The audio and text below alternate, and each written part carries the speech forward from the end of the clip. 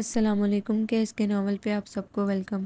ایک خوبصورت ناول پیش کر رہے ہیں جس کا نام ہے رنگوں کا رستہ۔ ناول کی رائٹر ہیں شازیہ چودھری۔ چلیے چلتے ہیں ناول کی جانب۔ سائرہ خالہ جگ جگ جیے، اللہ آپ کا حج قبول کرے۔ مگر آپ کو بھی میرے ماسٹرز کے امتحانات ختم ہونے کے بعد ہی جانا تھا۔ سوچا تھا کیا اور یہ کیا ہو گیا۔ لمبی نیندیں، میوزک، ویڈیو کیسٹس، کزنز کے ساتھ موج میلے، اپنے دن اور اپنی راتیں، مگر وائے حسرت کے سب خواب چکنا چور ہو گئے۔ لباس تبدیل کرنے کے بعد بال سنوارنے کا مرحلہ طے کرتی ہوئی زویا نے بڑی رغبت آمیز کوفت کے ساتھ سوچا، زویا بھائی آ جاؤ نیچے اب، وگرنہ دیر ہو جائے گی، اسکول 8:30 بجے لگتا ہے۔ امی کی پکار پر وہ افراتفری کے عالم میں برش رکھ کر دوپٹہ کندھوں پر اچھی طرح پھیلا کر کھٹ کھٹ سیڑھیاں طے کرتی ڈائننگ ٹیبل کی طرف لپکی۔ امی میں جاؤں گی کیسے؟ گاڑی تو ہے نہیں۔ سلائڈز اترتے ہوئے اس نے خاصے بیزار کن انداز میں دریافت کیا۔ گاڑی پرسوں شہزاد لے گیا تھا اپنے دوستوں کے ساتھ۔ لاہور کے تاریخی مقامات کی سیر کا پروگرام تھا۔ ارے 2 قدم پر تو ہے اسکول، پیدل چلی جاؤ، واک بھی ہو جائے گی۔ بیلا نے اپنی طرف سے جیسے چٹکی بجاتے ہوئے اس کا مسئلہ حل کر دیا، مگر اس کے گویا تن بدن میں آگ لگ گئی۔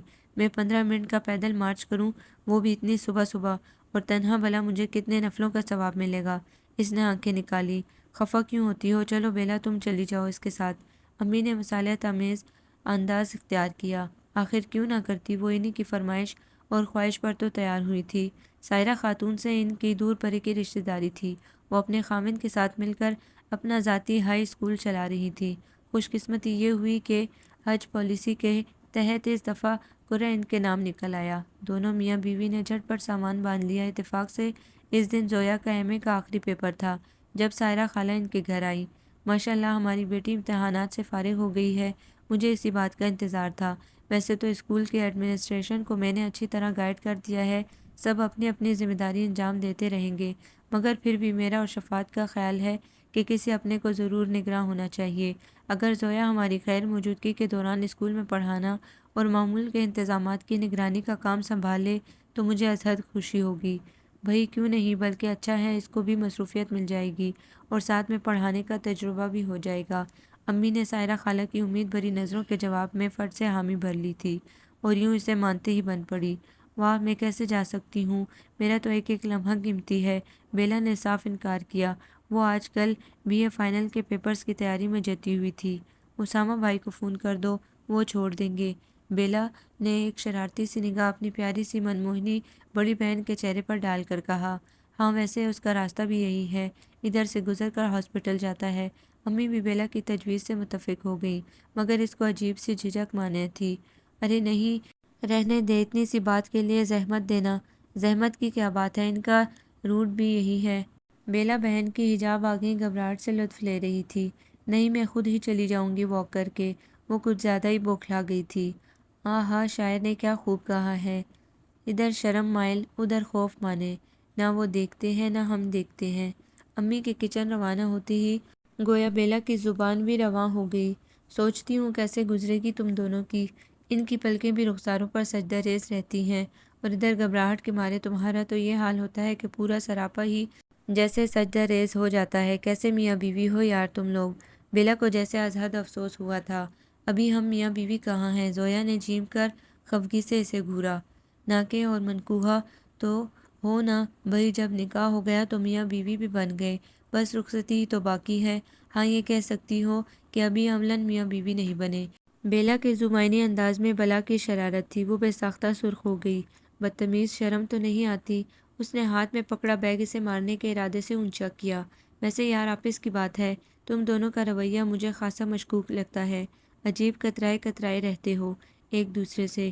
وہ تو خیر شروع سے ہی سنجیدہ اور خوش مزاج پڑھاکو ٹائپ بندے ہیں، پھر رہی صحیح کسر سائیکائٹرسٹ بن کر پوری کر دی۔ عمر کے اعتبار سے میچور ہو چکے ہیں، اب رومانٹزم کہاں سے آئے گا ان کی حرکات و سکنات میں؟ مگر تم بھی کمال ہی کر دیتی ہو، اس طرح ان سے کٹی کٹی گھبرائی بوکھلائی رہتی ہو جیسے قرض دار قرض خواہ سے کنی کتراتا ہے۔ کہیں وہ والا معاملہ تو نہیں ہے بقول شاعر کے، ادھر یہ زحم محبت کی بھیک ہم مانگیں، ادھر یہ ضد کے تقاضا میرا اصول نہیں۔ کیا ہے بھئی، اب لپیٹو اپنی یہ اردو دانی کے مظاہرے۔ وہ موضوع سے بچنے کے لیے اٹھ کھڑی ہوئی۔ ارے مجھے لٹریچر فوبیا ہو گیا ہے زویا جانی، بیلا نے سرد آہ بھری۔ میری عقل آخر کہاں چلی گئی تھی اس وقت جب میں نے BA میں اردو لٹریچر رکھنے کا فیصلہ کیا تھا؟ گمان اغلب ہے کہ گاز چرنے۔ اس کے سوچ و بچار سے پر سوال کے جواب میں زویا نے اپنا دوپٹہ اچھی طرح سر پر جماتے ہوئے اطمینان سے جواب دیا، اچھا میں جا رہی ہوں۔ اس کا رخ بیرونی دروازے کی سمت تھا۔ کیا اسامہ بھائی کے ساتھ؟ بیلا باز نہ رہ سکی۔ زویا نے مڑ کر اسے گھورا تو فوراً ہونٹوں پر انگلی رکھ کر جی جان سے کتاب پر جھک گئی۔ زویا خفیف سی بے ساختہ ابھر آنے والی مسکراہٹ ہونٹوں میں دباتی واپس پلٹ گئی۔ پیدل جا رہی ہو اسکول بیٹے؟ لان چیئر پر بیٹھے تسبیح کے دانے گھماتے دادا جی نے اسے دیکھ کر پوچھا۔ جی دادا جی، اس نے ادب سے جواب دیا۔ اچھی بات ہے بیٹا، دادا جی نے خوش ہو کر سر ہلایا۔ پیدل چلنا صحت کی علامت ہے۔ میں تو کہتا ہوں سب سے بہتر ورزش چہل قدمی ہے۔ نظام ہضم اور نظام تنفس بھی درست رہتا ہے اور جسمانی اور ذہنی صلاحیتوں میں بھی نکھار پیدا ہو جاتا ہے۔ نماز پڑھی تھی نا بیٹا؟ آخر میں دادا جی نے اپنا مخصوص سوال دہرایا جو وہ کم و بیش ہر ایک سے اور کسی بھی وقت کرنے کے عادی تھے۔ جی دادا جی، اس نے ایک فرمانبردار شاگرد کی طرح جھٹ سے اس بات میں سر ہلا دیا۔ البتہ بیلا نے کل عشاء کی نماز نہیں پڑھی تھی، اسے ڈانٹیے گا۔ اس کو یکدم شرارت سوجھ گئی۔ ضرور ڈانٹوں گا، دادا جی نے اسے مایوس نہیں کیا۔ نماز ضرور پڑھنی چاہیے بیٹے، یہ انسان کو ذہنی اور روحانی سکون عطا کرتی ہے، دل کا قرار اور ذات کے نکھار کا باعث ہے۔ دیکھو چندا، کوئی اعلیٰ شخصیت ہمیں بلائے تو ہم کیسے دوڑے دوڑے فخر و غرور میں ڈوبے اس کے ایک بلاوے پر ہزار جان سے جانے کو تیار رہتے ہیں۔ ملک کا صدر ہمیں ملاقات کی دعوت دے تو شاید خوشی سے ہم پاگل ہی ہو جائیں، ایک ایک کو پکڑ کر بتاتے پھریں کہ ہمیں معزز صدر نے اپنے پاس بلایا ہے، جبکہ خداوند تعالیٰ کی بزرگ و برتر ہستی ہمیں دن میں 5 مرتبہ ملاقات کی دعوت دیتی ہے کہ آؤ میری طرف، میں تمہیں بھلائی اور فلاح کا راستہ بتاؤں، مجھ سے آ کر طلب کرو، میں تمہیں عافیت دوں گا، تمہارے من کی مراد پوری کروں گا۔ جب ہم نماز نہیں پڑھتے تو اس کا مطلب تو یہ ہوا نا کہ خدا نخواستہ ہم اپنے پیارے اللہ عز و جل سے ملاقات کرنا میرے منہ میں خاک پسند نہیں کرتے۔ دادا جی بڑے نرم دھیمے دھیمے سحر انگیز انداز میں بول رہے تھے۔ زویا متاثر ہو کر چپ چاپ ان کی بصیرت افروز باتیں سنتی رہی۔ اب جاؤ تم اپنے مقصد کے لیے روانہ ہو جاؤ، اللہ تمہیں کامیاب کرے۔ علم کی شمع سے اپنا دل دماغ منور کرنے کے بعد یہ روشنی دوسروں میں پھیلانا بڑے ثواب کا کام ہوتا ہے۔ علم پیغمبروں کی میراث ہے، جیسا کہ اسلام کہتا ہے تم میں سے بہتر وہ ہے جو علم سیکھے اور سکھائے۔ دادا جی نے بہت ساری پرشفیق دعاؤں کے ساتھ اسے رخصت کیا۔ دادا جی کی باتیں اس کے قلب و نظر کی سیاہیاں دور رہی تھی۔ دل ہی دل میں وہ اپنے سابقہ خیالات پر شرمندہ ہو گئی۔ سائرہ خالہ نے جانے سے پہلے اس کو اسکول کی انتظامیہ سے ملوا دیا تھا، کام وغیرہ بھی بتا دیا تھا، سو کوئی خاص مشکل نہ ہوئی۔ اس نے کلاس 6 کے بچوں کو پڑھانے کی ذمہ داری لی۔ میں چھوٹی کلاس نہیں لوں گی، سارا دن ان کے فیڈر، لنچ باکس اور بیگ سنبھالتے رہو، اس نے پہلے ہی سائرہ خالہ سے کہہ دیا تھا۔ مس، میرے 50 روپے کسی نے میرے بیگ سے نکال لیے ہیں، اسٹوڈنٹس فنڈ کے لیے لائی تھی میں۔ چوتھے پیریڈ میں فائزہ نے روحانسی ہو کر اطلاع بہم پہنچائی تھی۔ کہاں گئے بھائی؟ اسد تم چیک کرو سب بچوں کے بیگ۔ اس نے کلاس مانیٹر کی ڈیوٹی لگا دی۔ پوری کلاس میں 50 روپے کی ڈھونڈ مچ گئی۔ بالآخر وہ شیراز کے بیگ کی جیب سے برآمد ہوئے۔ آپ نے فائزہ کے پیسے کیوں چرائے؟ اسد کی رپورٹ پر زویا نے شیراز کو اپنے پاس بلا کر سختی سے سوال کیا۔ آپ اتنے بڑے ہو گئے ہیں، آپ کو کسی نے نہیں بتایا کہ چوری کرنا بری بات ہے؟ نہیں۔ ہیں، اس کے بڑے آرام سے جواب دینے پر اس نے جھٹکے سے سر اٹھا کر اس کی سمت دیکھا۔ شیراز کے چہرے پر دور دور تک شرمندگی اور ندامت کا شائبہ تک نہیں تھا، وہ بڑے مزے سے چوئنگم چباتا لاپرواہی سے ادھر ادھر دیکھ رہا تھا۔ زویا کو غصہ آ گیا۔ کیا مطلب؟ بڑوں سے اس طرح بات کرتے ہیں؟ وہ غصے میں آ گئی۔ مس، مجھے یہ بھی نہیں پتا کہ بڑوں سے کیسے بات کرتے ہیں ریئلی۔ شیراز کا انداز اب بھی وہی تھا، لاپرواہ، بے نیاز، زجر کرنے والا، تیش دلانے والا۔ آپ نہایت بدتمیز ہیں۔ وہ اس پر گرم ہونے لگی۔ آپ مجھے دونوں باتوں پر سزا دے دیں، یہ لیجیے اسٹک، میں ہوں جو بدتمیز ہے۔ وہ ششدر سی رہ گئی۔ شیراز نے جیسے معمول کے سے انداز میں چھڑی اس کی سمت بڑھا کر سر جھکا لیا تھا۔ اچھا جائیں اپنی سیٹ پر۔ اسے اپنا غصہ ضبط کرنا پڑا، مگر آئندہ ایسی حرکت نہیں کرنا۔ فائزہ سے سوری بھی کریں۔ سوری؟ اس کے کہنے پر شیراز نے توہن و کرہن فائزہ کو کچا چبا جانے والی نظروں سے دیکھتے ہوئے جیسے بمشکل سوری کہہ کر جان چھڑائی اور سر جھٹک کر سیٹ کی طرف بڑھ گیا۔ زویا نے محسوس کیا کلاس اس سے خائف سی تھی۔ وہ الگ تھلگ بیٹھا تھا، تیوریاں چڑھائے، آنکھوں میں بیزاری لیے، ایک ایک کو تحقیر سے دیکھتا ہوا ٹانگ پر ٹانگ رکھے بڑی بددلی سے بیٹھا تھا۔ کلاس مانیٹر اسد بھی شیراز کے تحکم آمیز انداز اور اکھڑ رویے کی بدولت دوسروں کی نسبت اس سے بات منوانے میں خاصی نرمی سے کام لیتا تھا۔ غالباً اپنی عزت اپنے ہاتھ کے اصول کے پیش نظر کوئی بھی اس سے ٹکر لے کر اپنی شامت بلانے کا شوقین نہیں تھا۔ ایک صاحب اپنے بچے کے ایڈمیشن کے سلسلے میں آئے ہیں۔ 7ویں پیریڈ میں انتظامیہ کے انچارج مس کوثر نے اسے اطلاع دی۔ اسکول کی پرنسپل کی قائم مقام ہونے کے ناطے یہ معاملات اسے ہی دیکھنے تھے، سو وہ بچوں کو کلاس ورک دے کر اسد کو ڈائس کے پاس آ کر سب بچوں کی نگرانی کرنے کی ذمہ داری سونپ کر مس کوثر کے ہمراہ چلی آئیں۔ جب واپس آئی تو فائزہ کو دھواں دھار روتے ہوئے پایا۔ کیا ہو گیا بھائی؟ اسے پریشانی کے ساتھ ساتھ کوفت اور بیزاری بھی ہوئی۔ کس نے مارا ہے اسے؟ اس کی دوبارہ بولنے پر بھی کلاس خاموش رہی، البتہ آپس میں دبی دبی سرگوشیاں ضرور ابھرنے لگیں۔ بتاتے کیوں نہیں؟ اس کی جھنجھلاہٹ خفگی میں بدل گئی۔ آپ بتائیں اسد، فائزہ کو کس نے مارا ہے؟ فائزہ کے لال ٹماٹر ہوتے گالوں پر رواں آنسو پونچھتے ہوئے وہ تحکم آمیز لہجے میں اسد سے استفسار کرنے لگی۔ مس وہ، اسد نے خاصی ہچکچاہٹ اور دشواری کے بعد خود کو بولنے پر آمادہ کیا، وہ شیراز نے۔ چور نگاہ شیراز کے ببوکا چہرے پر ڈالتے ہوئے بالآخر وہ کہہ گیا۔ شیراز یہ کیا حرکت ہے؟ وہ غصے سے پھٹ پڑی۔ ادھر آئیں ذرا آپ نے فائزہ کو کیوں مارا؟ شاید بدلہ لینے کے لیے، اسد دبے لفظوں میں کہہ گیا۔ جواب میں شیراز خونخوار نظروں سے اسے گھورتا ہوا ہونٹ چبانے لگا۔ زویا سے اس بار اپنا غصہ ضبط نہیں ہوا، کھینچ کر ایک تھپڑ رسید کر دیا۔ آپ کو شرم نہیں آتی؟ ایک تو چوری، اوپر سے سینہ زوری۔ آئندہ اگر آپ نے میری کلاس میں بدتمیزی کی تو بہت بری طرح پیش آؤں گی۔ سرخ تمتماتا چہرہ لے کر اپنی سیٹ کی طرف بڑھتے ہوئے شیراز نے ایک تپتی ہوئی نظر اسد پر ڈالی، جو اس بات کی صاف غمازی کر رہی تھی کہ دیکھ لوں گا بچوں تمہیں، میری شکایت کر کے تم نے میری انسلٹ کروائی، اب اپنی خیر مناؤ۔ اور اگلے دن اس کا عملی مظاہرہ بھی کر ڈالا۔ زویا نے کلاس کو میتھس کی ایکسرسائز ہوم ورک کے طور پر دی تھی۔ اگلے دن تیسرے پیریڈ میں کاپیاں چیک کرنا شروع کی تو ان میں اسد کی کاپی موجود نہیں تھی۔ آپ نے کاپی نہیں دی اسد؟ اس نے استفہامی نظروں سے اسد کو دیکھا۔ وہ بہت ذمہ دار اور ذہین بچہ تھا، اس سے لاپرواہی اور غفلت کی امید نہیں کی جا سکتی تھی۔ مس وہ، اسد کا چہرہ پریشانی اور تعصب کا اشتہار بنا ہوا تھا۔ میں نے ہوم ورک کیا تھا، کسی نے میری کاپی بیگ سے نکال کر وہ صفحات پھاڑ دیے جن پر ایکسرسائز کی تھی۔ مس یہ جھوٹ بول رہا ہے، سزا سے بچنے کے لیے بہانہ بنا لیا ہے۔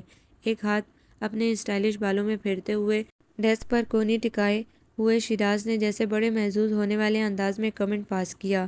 مس آپ میری کاپی چیک کر سکتی ہیں۔ غم و غصے سے اسد کا برا حال ہو گیا۔ زویا نے اس کی کاپی چیک کی، کسی نے بڑی صفائی سے صفحے اڑائے تھے۔ بہت بری بات ہے، کس نے یہ کام کیا ہے؟ یہ کام یقیناً کوئی منتقم اور کینہ پرور شخص ہی کر سکتا تھا، مگر اسد کو تو سب پسند کرتے تھے۔ اس کی ذہانت شائستگی اور ہمدردانہ فطرت کو مدنظر رکھتے ہوئے کلاس نے اسے اپنا مانیٹر منتخب کیا تھا۔ اسد آپ کو کس پر شک ہے؟ کھل کر بتائیں مجھے۔ زویا کے سوال پر پوری کلاس سمیت اسد کی نگاہیں لاپرواہی سے چوئنگم چباتے شیراز کی سمت اٹھ گئی، تاہم اسد نے کسی پر الزام عائد نہیں کیا۔ مس میں کچھ کہہ نہیں سکتا، میں دوبارہ ایکسرسائز کر لوں گا۔ بزدل اتنی ہمت ہے تو بتا دو نا، شیراز نے تنزن جیسے للکار کر کہا۔ اس طرح اپنے ساتھیوں کو مخاطب نہیں کرتے۔ زویا نے تنبیہی نظروں سے شیراز کو دیکھا۔ جواب میں وہ یوں بے نیاز بن گیا جیسے اسے نہیں اس کے فرشتوں کو مخاطب کیا گیا ہو۔ زویا خون کے گھونٹ پی کر رہ گئی۔ بیچارہ بونگا، بزدل، بے وقوف۔ شیراز ایک سیریز میں کہتا ہوا پینٹ کی جیب سے توڑے موڑے کاپی کے صفحات نکال رہا تھا۔ مجھے پہلے ہی تم پر شبہ تھا، اتنی بیہودہ حرکت تمہارے علاوہ اور کون کر سکتا ہے؟ اسد ایک دل ملاتی ہوئی نگاہ اس پر ڈال کر استہزائیہ انداز میں بولا۔ غم و غصے سے اس کی مٹھیاں بھیج گئی تھیں، مگر وہ فطرتاً صلح جو اور امن پسند لڑکا تھا، اسی لیے غضبناک نہیں ہوا۔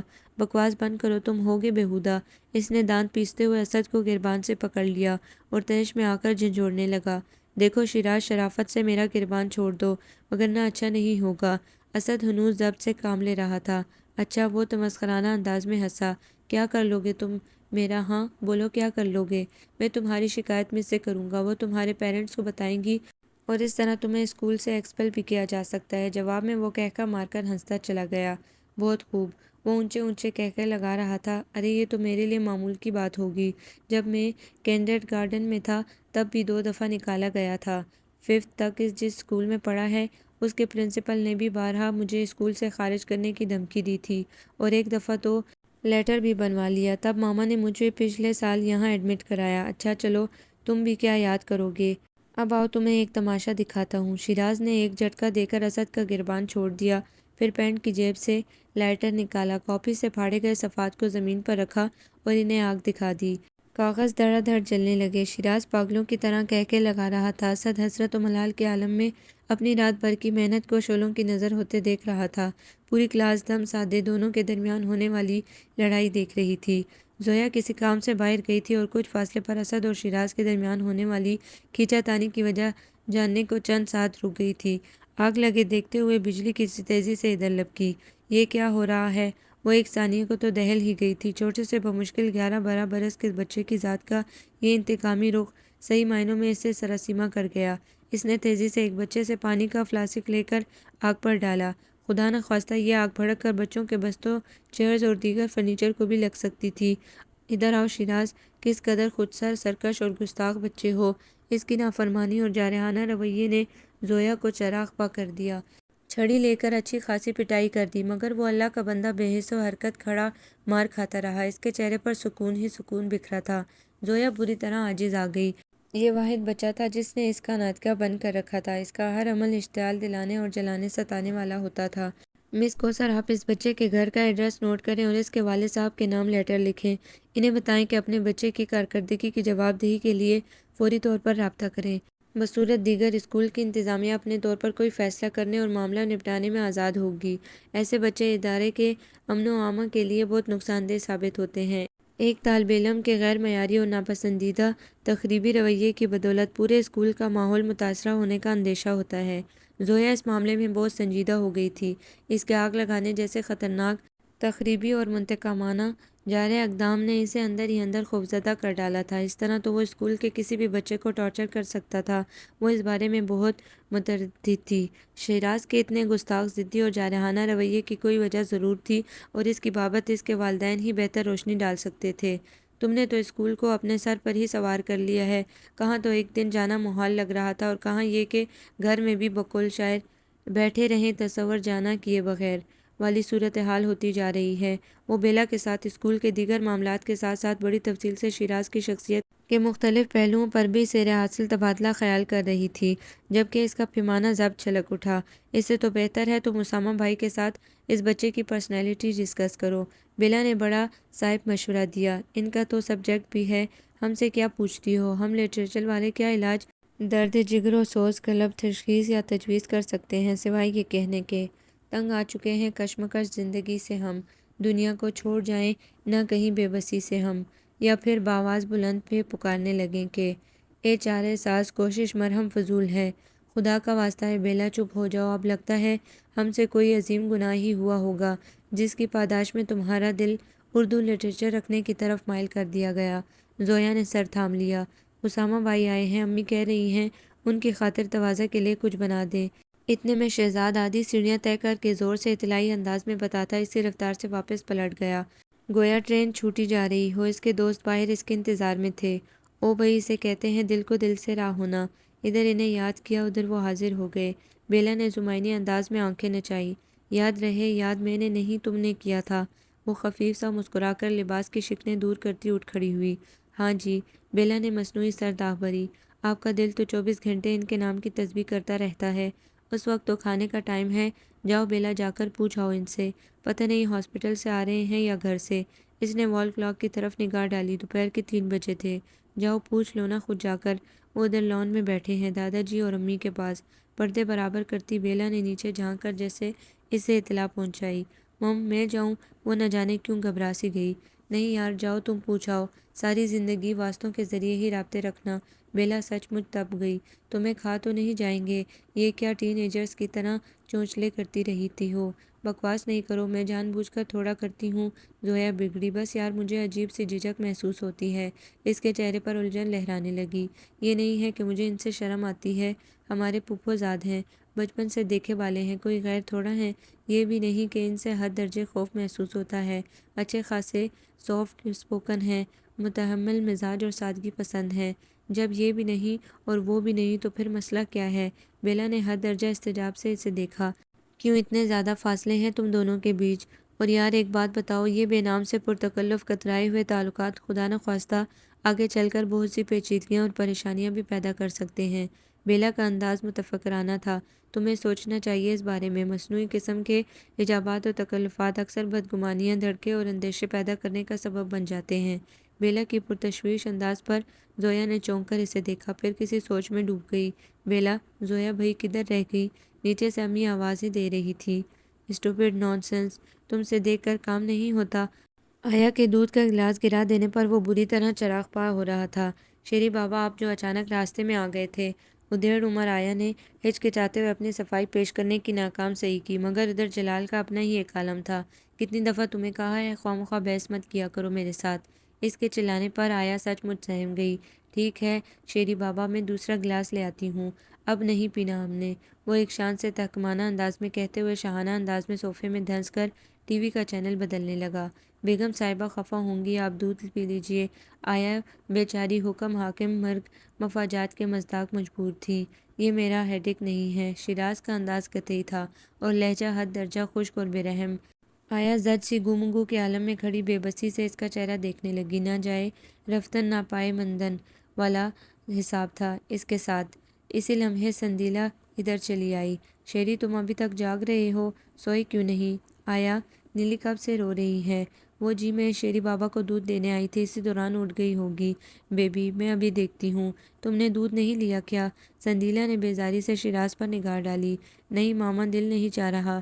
شیراز نک سک سے درست سجی بنی حسن و دلکشی کے رنگوں میں دھلی نکھری سنوری ماں کو دیکھ کر جیسے ٹھنک کر بولا، دل کیوں نہیں چاہ رہا؟ اب نگاہ کے ساتھ ساتھ چہرے پر بھی بیزاری چھلکنے لگی تھی۔ دل تو یہ چاہتا ہے ماما کہ آپ مجھے اپنے ہاتھ سے دودھ پلائیں، پیار سے میرے ماتھے پر سے بال ہٹا کر ماتھا چوم کر سو جانے کی تلقین کریں، میری شرارتوں پر پاپا سے پرلطف انداز میں شکایتیں کریں، پھر جب پاپا مجھے ڈانٹیں تو ایک دم مجھے گلے سے لگا کر پاپا کو خفگی سے گھور کر کہیں، ہٹیں بھی، میرے بچے کو کچھ مت کہیں، یہ تو بہت اچھا بچہ ہے، اور پھر آپ اور پاپا دونوں مجھے محبتوں کی دولت سے مالا مال کرتے ہوئے اپنے مشفق حصار میں محفوظ کر لیں، جہاں سکون ہو، محبت بھری گرمی ہو، پیار ہو، خوشیاں ہوں، مگر میرے ایسے نصیب کہاں؟ شیراز کی سوچیں جانے اسے کون کون سے خوش نظر خواب دکھا رہی تھی کہ پیچھے سے پاپا کی مخصوص سرد بیگانہ پرتکلف آواز نے جیسے اسے ہوش کی دنیا میں لاپٹ کھا۔ شیری کے اسکول سے لیٹر آیا ہے، آپ کل جانے کی زحمت کر لیں گی؟ وہ سندیلا سے بے تاثر انداز میں دریافت کر رہے تھے۔ میرے پاس وقت نہیں ہے، کل ماما کے ہاں وقار بھائی کی ویڈنگ اینیورسری سیلیبریٹ کی جا رہی ہے، میں ادھر بزی ہوں گی۔ سندیلا نے قدرے تنک کر جوابی کارروائی کے طور پر اپنے اونچے پورے بھرپور مردانہ دلکشی کے حامل شوہر پر ایک چبھتی سلگتی ہوئی نگاہ ڈال کر جواب دیا۔ وہ سپاٹ انداز میں کہہ کر مڑ گئے، اوکے پھر مجھے ہی زحمت کرنا ہوگی۔ تم یہاں کیا کر رہے ہو؟ اب جاؤ جا کر سو۔ سندیلا نے جانے کس بات کا غصہ اس پر اتارا، وہ چپ چاپ ماں باپ کے درمیان ہونے والی معمول کی کارروائی سن رہا تھا۔ اماں کی پھٹکار سن کر بوجھل قدموں سے اپنے بیڈ روم کی طرف بڑھ گیا۔ کیا مصیبت ہے؟ کیوں چلا رہی ہو؟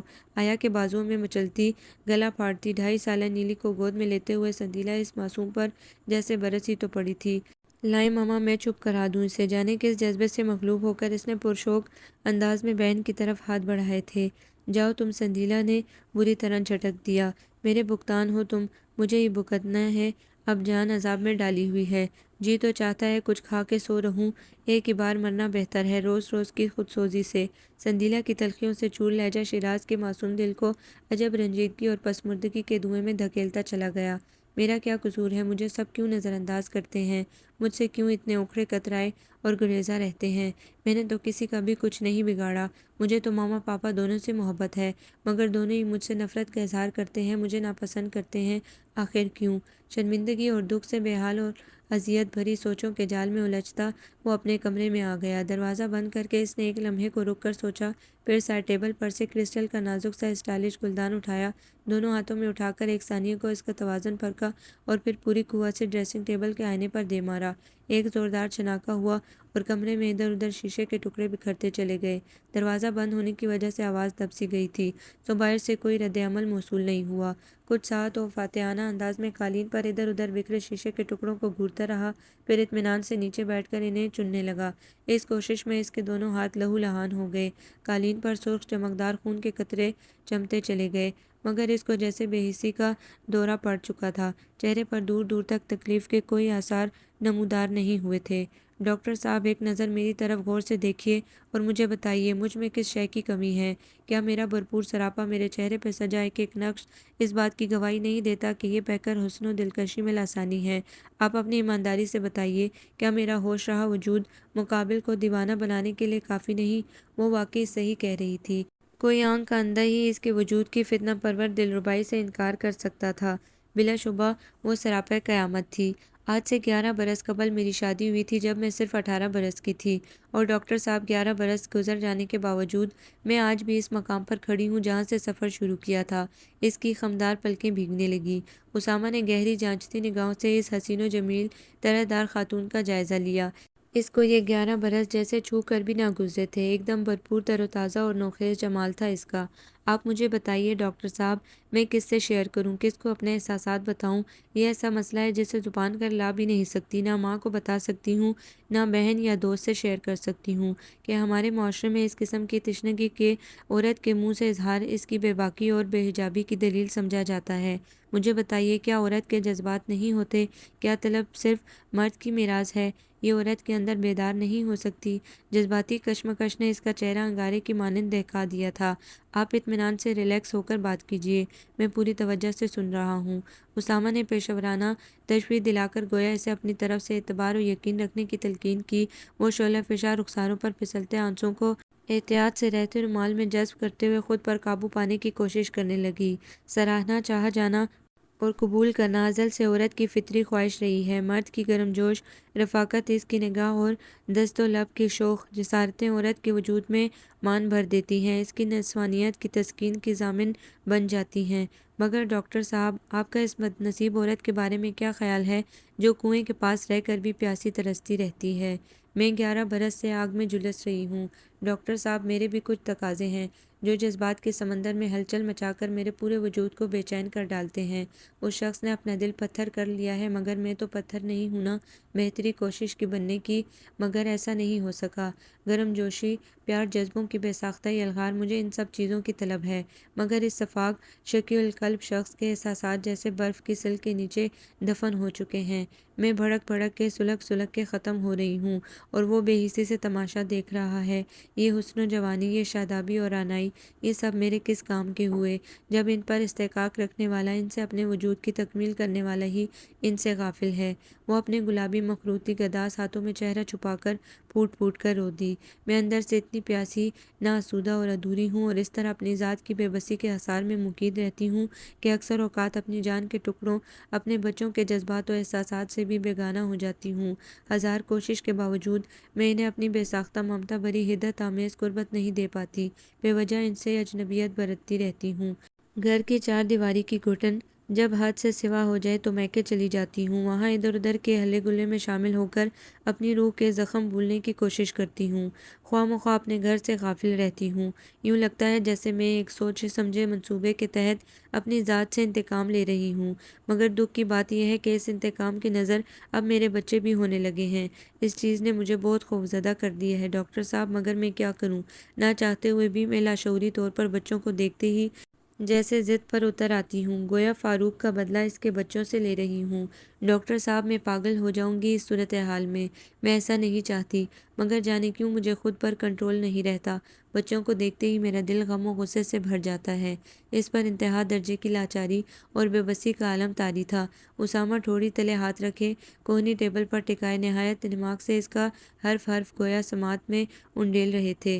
بات کے اختتام پر انہوں نے انداز نشست بدلا۔ ایک طویل سانس لے کر سیدھے ہوتے ہوئے میز پر سے سنہری قلم اٹھا کر گول گول گھماتے ہوئے انہوں نے عمیق نگاہوں سے اس کا جائزہ لیا، پھر بالآخر وہ گویا ہوئے۔ بعض اوقات حقیقت اس طرح کھل کر سامنے آ کر مبہم ہو جاتی ہے کہ انسان سب کچھ جانتے ہوئے بھی الجھنوں کے ریشم میں لپٹتا چلا جاتا ہے۔ وہ سکون سے اس کی سمت دیکھ رہے تھے۔ آپ کے ساتھ مسئلہ یہ ہے بی بی کہ آپ ازدواجی ناآسودگی کا شکار ہیں۔ آپ کی شادی شدہ زندگی کا تجربہ نہایت ناخوشگوار اور تکلیف دہ ہے، لیکن آپ اپنے جائز حق کا مطالبہ اپنے شوہر کے روبرو پیش کرنے سے لاچار ہیں۔ یہ اندر کی جھنجھلاہٹ اور بے بسی نے آپ کے جذبات کی دنیا میں بری طرح اکھاڑ بچھاڑ کی کیفیت طاری کر رکھی ہے۔ چنانچہ آپ اپنے اندر کے شور کو دبانے کے لیے بے سبب گھر بار اور بچوں سے بیگانگی اور بے اعتنائی کا سلوک روا رکھے ہوئے ہیں۔ اس نے تھک ہار کر کرسی کی پشت سے ٹیک لگا لی۔ خبر نہیں ڈاکٹر صاحب کیا ہو رہا ہے اور کیا ہو جائے گا۔ ہاں یہ ضرور ہے کہ اگر میں مزید اس کیفیت میں رہی تو میں ٹوٹ جاؤں گی۔ میرے اعصاب بری طرح شکست خوردہ ہو چکے ہیں۔ اس سے زیادہ برداشت کرنا میرے بس میں نہیں رہا۔ وہ محترم سرخ آنکھوں کو مسلتے ہوئے مزمحل سے تھکے ٹوٹے انداز میں کہہ رہی تھی۔ انشاءاللہ ایسا کچھ نہیں ہوگا، اسامہ نے بہت رسان سے کہا۔ سب ٹھیک ہو جائے گا۔ دیکھیے مسئلہ صرف کمیونیکیشن گیپ کا ہے۔ میاں بیوی کے درمیان جب یہ چیز آ جائے تو تعلقات کی بے ساختگی اور دلکشی غالط ہو جایا کرتی ہے۔ آپ دونوں میاں بیوی جذباتی اور احساساتی اعتبار سے ایک دوسرے سے بہت فاصلے پر ہیں۔ یہی فاصلے دوسری دوریوں کا پیش خیمہ ثابت ہوتے ہیں، اور دوری اور تکلف کا یہی تحفہ آپ لوگ اپنی اولاد کو بخش رہے ہیں، جو خدا نخواستہ کسی سنگین صورتحال پر منتج بھی ہو سکتا ہے۔ اسامہ کے انداز میں بلا کا تفکر اور تشویش تھی۔ سنجیدہ ٹھنڈی سانس لے کر گود میں پڑے پرس کے اسٹریپ مسلنے لگی۔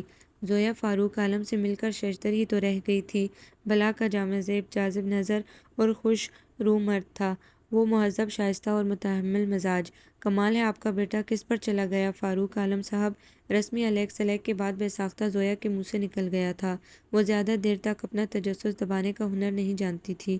یقین مانیے مجھے تو سچ مچ خفقان ہونے لگا ہے۔ میں بہت خوفزدہ ہو گئی تھی آپ کے بچے کی اتنی جارح، اتنی اشتعال انگیز حرکات و سکنات پر۔ اتنی کم عمری میں اس کے اندر اتنی تلخی، اتنی درستی، اتنی بے حسی کہاں سے در آئی؟ یہ عمر تو لاابالی پن اور معصومیت بھرے رنگوں پر مشتمل ہوا کرتی ہے، پھر اس کے مزاج میں ایسی بے محل پختگی اور انتقامی حس کیسے پیدا ہو گئی؟ اتنا پکا پن کیسے نمودار ہو گیا؟ زویا استجاب کے ملے مغلوب لہجے میں استفسار کر رہی تھی۔ یہ شروع سے ہی خاصا ضدی اور بدتمیز رہا ہے، خصوصاً اکیڈمک انسٹی ٹیوشنز میں۔ اس کی ہر درم اور حاکمانہ طبیعت کے باعث ہمیشہ مجھے شرمندگی اٹھانا پڑی ہے۔ فاروق عالم کے بھاری مہذب لہجے میں بلا کی شرمساری تھی، حالانکہ ہماری جانب سے اسے کبھی بھی کسی پابندی کا سامنا نہیں کرنا پڑا۔ مجھ سے تو صرف صبح ناشتے کے وقت 2 منٹ کی ملاقات ہوتی ہے۔ اس کی ماما کی بھی اپنی مصروفیات ہیں۔ یہ اپنے معاملات میں پوری طرح آزاد رہتا ہے، پھر بھی جانے کیوں اتنا ناخوش اور خفا خفا رہتا ہے؟ ان کے چہرے پر پریشانی اور تفکر کے آثار تھے۔ لیکن فاروق صاحب، بہرحال آپ کو سنجیدگی سے اس بارے میں سوچنا چاہیے، وگرنہ کل کلاں کو خدا نخواستہ آپ کا بچہ ایک ذمہ دار شہری بننے کی بجائے ایک نامی گرامی ڈاکو، گنڈا یا دہشت گرد بن سکتا ہے۔ زویا نے صاف گوئی سے کام لیا۔ اور معاف کیجیے گا، مجھے افسوس سے کہنا پڑ رہا ہے کہ شیراز میں اس قسم کی صفات کی جراثیم پنپنا شروع ہو گئے ہیں۔ اگر اب بھی آپ نے ہوش کے ناخن نہ لیے تو پھر روٹھے وقت کو بہلانا ناممکن ہوتا چلا جائے گا۔ فاروق عالم کشمکش اور اضطراب کے عالم میں ساکت و صامت بیٹھے اپنے ہاتھوں کو گون رہے تھے۔ آپ نے اپنی مسز سے اس بارے میں ڈسکس کیا؟ جانے کیوں زویا کو اس معاملے میں ذاتی طور پر دلچسپی محسوس ہو رہی تھی۔ جواب میں فاروق عالم کے چہرے پر استہزائیہ تبسم جگمگا اٹھا۔ اس کی ضرورت ہی نہیں سمجھی کبھی۔ کیا مطلب؟ وہ ہکا بکا رہ گئی۔ آپ نے یا آپ کی بیگم نے؟ شاید دونوں نے۔ فاروق عالم نے لاپرواہی سے کندھے اچکائے۔ ہم نے کبھی ایک دوسرے سے مسئلے مسائل شیئر کرنے اور ان کو حل کرنے کے لیے رائے لینے یاد دینے کی رسم نہیں نبھائی۔ سب اپنی اپنی ڈگر پر رواں دواں ہیں۔ اچھا، وہ شدید حیرانی کا شکار تھی۔ مگر اولاد تو بہرحال والدین کا مشترکہ اثاثہ اور مشترکہ ترجیح ہوا کرتی ہے۔ ہمارا کچھ بھی مشترک نہیں ہے۔ انہوں نے دو ٹوک انداز اختیار کیا۔ ہم دونوں کی اپنی اپنی دنیا ہے۔ زویا لمحوں میں معاملے کی تہہ تک پہنچ گئی۔ مگر آپ آپس کی ناچاکی کا بدلہ اپنی اولاد سے کیوں لے رہے ہیں؟ اس کے انداز سے حد درجہ استجاب ٹپک رہا تھا۔ کیسے سنگ دل ماں باپ تھے! اولاد کے لیے تو انسان بڑے سے بڑا سمجھوتا کر لیتا ہے۔ ایسی تو کوئی بات نہیں۔ انہوں نے تردید کرنا ضروری خیال کیا۔ بس یہ ہے کہ جس وجود سے مجھے کوئی دلچسپی نہیں، اس کی کوکھ سے جنم لینے والے ذی نفس سے کیا لگاؤ ہو سکتا ہے؟ خدایا کیسا سرد و سپاٹ اور برفیلا لہجہ تھا اس بظاہر شاندار سے بھرپور مرد کا۔ بہرحال میں کوشش کروں گا کہ آئندہ شیراز کی طرف سے آپ کو شکایت کا موقع نہ دوں۔ وہ بالآخر اٹھ کھڑے ہوئے۔ زویا کی الجھن بھری نگاہیں ان کے جاتے قدموں کا پیچھا کر رہی تھی۔ غضب کی سردی پڑ رہی تھی، اوپر سے قیامت کی جل تھل تھی۔ سرد برفیلی ہواؤں کے جھکڑ اپنے دامن میں خنک گھٹاؤں کے لشکر سمیٹ کر لائے تھے، اور اب بادلوں کی گن گرج کے ہمراہ پورے زور و شور سے موسم سرما کی رگوں میں برف جما دینے والی یک بارش کی صورت میں دھرتی پر برس رہی تھی۔ امی نے 11 بجے اسکول فون کر کے بتا دیا تھا کہ چھٹی کے وقت اسامہ اسے ہاسپٹل سے واپسی پر پک کر لیں گے، کیونکہ موسم کے تیور صبح سے ہی اپنی قیامت خیزی کا اعلان کر چکے تھے۔ 1:30 چھٹی کی بیل بجی تو موسم سرما کی برسات اپنے عروج پر تھی۔ وہ پرس اور فائل سنبھالتے ہوئے کوریڈور میں آئی، پھر جیسے اسے بجلی کا جھٹکا لگا۔ اس قدر کڑاکی کی ٹھنڈ میں اولوں کی صورت میں برستی برفیلی بارش میں شیراز بڑے مزے سے لان کی کیاری کے پاس کھڑا گلاب کے پودے کی شاخیں ہلا رہا تھا۔ شیراز! بے ساختہ اس کے منہ سے چیخ نما پکار نکلی۔ وہ جھپٹ کر آگے بڑھی اور چیل کسی تیزی سے اس کا یک بستہ بازو کھینچتے ہوئے اسے کوریڈور میں لے آئی۔ کیا آپ پاگل ہو گئے ہیں؟ اتنی غضب کی سردی میں اتنی بارش میں بھیگ رہے تھے؟ غم و غصے سے اس کا لہجہ جیسے پھٹ پڑا تھا۔ شیراز بے حصہ کھڑا اپنے ہاتھ دیکھتا رہا۔ دوسروں کے ساتھ ساتھ اپنے لیے بھی اتنے جنونی اور منتقم ہو؟ برفیلی سرد ہوا کے جھونکے کے اثر سے بری طرح کانپتی وہ تاسف و ملال اور تحیر کے ملے جلے انداز میں کہہ رہی تھی۔ شیراز نے بنا کچھ کہے سر جھکا لیا۔ کیا تمہارے پاپا نے کچھ کہا ہے تم سے؟ زویا کی ذہنی روئی کی لخت پلٹ آئی۔ نہیں، کچھ خاص تو نہیں، بس کمرے میں بلا کر سختی سے کہا کہ تمہاری وجہ سے مجھے ہر جگہ شرمندگی اٹھانا پڑتی ہے۔ میری زندگی پہلے بھی آسان نہیں ہے جو تم اسے مزید عذاب بنانے پر تلے ہوئے ہو۔ اچھی مصیبت میں ڈال رکھا ہے مجھے۔ وہ بڑے سادہ سے سپاٹ بے تاثر انداز میں سامنے کسی غیر مرئی نکتے پر نظر جمائے کہہ رہا تھا۔ زویا کے دل پر ایک کونسا آن لگا۔ اس نے بے اختیار شیراز کو اپنے ساتھ لگا لیا۔ بھلا اس بگاڑ میں اس معصوم کا کیا قصور؟ اس کو ابتدا سے ہی تو اپنے غبار نکالنے کا ذریعہ بنایا جاتا رہا ہے۔ اسی لمحے شیراز کی گاڑی کا ہارن بج اٹھا۔ وہ بیگ اٹھا کر اجازت طلب نظروں سے اسے دیکھنے لگا۔ اس نے ہاتھ ہلا کر گویا جانے کا سگنل دے دیا۔ 10-15 منٹ بعد اسامہ کی سفید سوزوکی گیٹ کے قریب نمودار ہوئی۔ اس نے کچھ ساتھ کی توقف کے بعد پر سر سے بلند کر کے جیسے ڈھال کے طور پر سر پر رکھا اور کوریڈور سے نکل کر لان عبور کرتی ہوئی بلا کی تیز رفتاری سے گیٹ سے کچھ فاصلے پر رکی گاڑی میں بعجلہ سوار ہو گئی۔ السلام علیکم! ان کے ہمراہ بیٹھ کر حواس بحال کرتے ہوئے اس نے بمشکل تمام علیق سلیق کا ذریعہ سر انجام دیا۔ سردی کے علاوہ ان کی اتنی قربت نے بھی اس کے پورے وجود پر لرزش طاری کر دی تھی۔ وہ ہولے ہولے کانپ رہی تھی۔ وہ کافی سے زیادہ بھیگ چکی تھی۔ اسامہ نے جواب میں سر ہلاتے ہوئے گاڑی کا ہیٹر آن کر دیا۔ چھتری ہمراہ لے لینی تھی، اس طرح بھیگ کر ٹھنڈ بھی لگ سکتی ہے۔ ان کی گمبھیر دھیمی آواز نے سکوت توڑا۔ جی؟ اسے سمجھ نہیں آیا جواب میں کیا کہے۔ عجیب بدحواس اور بدتمیز طریقے سے دل دھڑکنے لگا تھا۔ اتنی شدید خنقی میں بھی اس کا چہرہ جیسے حجاب کی گرمی سے دہکتا ہوا محسوس ہو رہا تھا۔ اتنی قربت کے باعث اس کا تنفس لجنے لگا تھا۔ وہ عجب طرح سے سمٹی سمٹائی گھبرائی ہوئی اپنے آپ سے نظر چرائے بیٹھی یک انگلیاں آپس میں مسل رہی تھی۔ شدید دھند اور بچھاڑ کے باعث راستہ دیکھنے میں شدید دشواری کا سامنا کرنا پڑ رہا تھا تو گاڑی کی رفتار نہ ہونے کے برابر تھی۔ بیلا بتا رہی تھی آپ میرے ساتھ کوئی پرابلم ڈسکس کرنا چاہ رہی ہیں۔ خاصی دیر بعد بالآخر وہ گویا ہوئے۔ ستیہ ناز جائے تیرا بیلا کی بچی، سمجھ لوں گی تم سے۔ وہ دل ہی دل میں مصطفیٰ کو کھری کھری سنانے کا عزم باندھ رہی تھی۔ کہاں پھنسا دیا بھلا ان کے روبرو 2 لمحے ٹھہر کر بات کرنے کی تاب کہاں مجھ میں؟ جی وہ اس کہلک میں جیسے گولا سا پھنس گیا۔ مگر اب بات تو بہرحال کرنا تھی۔ میری کلاس میں ایک بچہ ہے، وہ اس کے رویے کی وجہ سے کلاس میں کافی ڈسٹربنس رہتی ہے۔ پھر وہ شیراز کے متعلق بتاتی چلی گئی۔ اس دوران اس نے اپنی انتہا درجے پر پہنچی جھجک اور گھبراہٹ پر بھی کافی حد تک قابو پا لیا تھا۔ بچے کے والد صاحب اپنی شادی سے خوش نہیں ہیں۔ وہ کسی زمانے میں اپنی ایک غریب اور عام سی شکل و صورت والی کلاس فیلو پر مر مٹے، مگر ان کے صاحب حیثیت والدین کو یہ بات سخت شوق گزری۔ انہوں نے بعجلت ان کی شادی اپنے جیسے صاحب حیثیت خاندان کی اکلوتی حسین و جمیل لڑکی سے کر دی، مگر ان صاحب کا دل ان پر نہیں آ سکا۔ وہ آج بھی اس زبردستی اور ناپسندیدگی کی شادی کی اہمیت تسلیم کرنے سے انکاری ہیں۔ بیگم سے کسی قسم کی ذہنی ہم آہنگی اور بے تکلفی استوار نہیں کی اور یہی بے نیازی بچوں کے وجود سے بھی برت رہے ہیں۔ یہ ساری علامات بچے میں کنڈکٹس ڈس آرڈر کی موجودگی ظاہر کرتی ہے۔ کافی دیر غور و خوض کرنے کے بعد انہوں نے لب کشائی کی۔ آپ نے ان کے والد صاحب کو بالکل صحیح وقت پر خبردار کر کے بہت اچھا کیا۔ اگر اس عمر میں بچے کا مسئلہ حل نہ کیا گیا تو کچھ عرصے بعد وہ اینٹی سوشل پرسنالٹی بن جائے گا۔ جوانی کی سرحد پر پہنچ کر دراصل بچے کی انتہا اتنی درجے کی بدتمیزی، جارحیت، منتقم مزاجی اور باغی رویے کی وجہ والدین کی طرف سے رد کیے جانے اور ٹھکرائے جانے کا احساس ہے۔ بچہ جب اپنے آپ کو اپنی فیملی کی طرف سے ریجیکٹڈ محسوس کرتا ہے اور جب یہ احساس وقت گزرنے کے ساتھ ساتھ پختہ تر ہوتا چلا جاتا ہے تو بچے میں اس ڈس آرڈر کی علامات نمایاں ہونا شروع ہو جاتی ہیں۔ والدین کی ناکام ازدواجی زندگی کے بد اثرات بچے کی شخصیت مسخ کر ڈالنے کا باعث بن جاتے ہیں۔ ایسے بچوں کو پیار بھری فضا اور محبت کا عملی پرجوش اظہار درکار ہوتا ہے۔ وہ ایسے ماحول کے طالب ہوتے ہیں جہاں وہ گرمجوشی سے قبول کیے جائیں، جہاں ان کی ذات کو مثبت طریقے سے پوری طرح محسوس کر کے ان کی اہمیت کو تسلیم کیا جائے۔ اس بچے کے لیے کیا کیا جا سکتا ہے؟ مجھے تو اس سے بہت ہمدردی محسوس ہو رہی ہے۔ اس کو اس حال تک پہنچانے کے ذمہ دار اس کے اپنے پیرنٹس ہیں۔ زویا کا دل آج اچانک ہی موم ہو گیا تھا شیراز کے لیے۔ دراصل بات یہ ہے کہ جب تک ریزن موجود رہتا ہے تب تک مسئلہ حل کرنے کی تمام کوششیں بے سود ثابت ہوتی ہیں، کیونکہ جب تک بچے کے گھر کا ماحول ٹھیک نہیں ہوگا، اس کے والدین کے درمیان پائی جانے والی ٹینشن ختم نہیں ہوگی، ریزن ختم نہیں ہوگا، اور جہاں تک ریزن ختم کرنے کا تعلق ہے وہ والدین کے مکمل اور غیر مشروط تعاون کے بغیر ناممکن ہے، کیونکہ بچے کو کسی دوسرے ماحول میں رکھنے سے عارضی طور پر افاقہ تو ضرور ہو جاتا ہے، مگر چونکہ مستقل طور پر بچے کو پھر اسی ماحول میں رہنا ہوتا ہے، اسی لیے وہ دوبارہ وہی علامات اس کے اندر پیدا ہو جاتی ہیں۔ لہٰذا اس کا بہترین علاج یہ ہوتا ہے کہ والدین پر تھراپی وغیرہ اپلائی کی جائے۔ جب تک ان کے آپس کی تلخی، بدگمانی اور دوری ختم نہیں ہوگی، بچے کا مسئلہ جوں کا توں موجود رہے گا، بلکہ وقت گزرنے کے ساتھ ساتھ سنگین تر ہوتا چلا جائے گا۔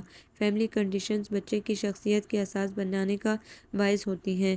جب اساس ہی کمزور اور کچی ہوگی تو عمارت کیسے کھڑی رہ سکے گی؟ لہٰذا اس سلسلے میں بچے کے والدین کو فوری طور پر اقدام کرنے کی ضرورت ہے۔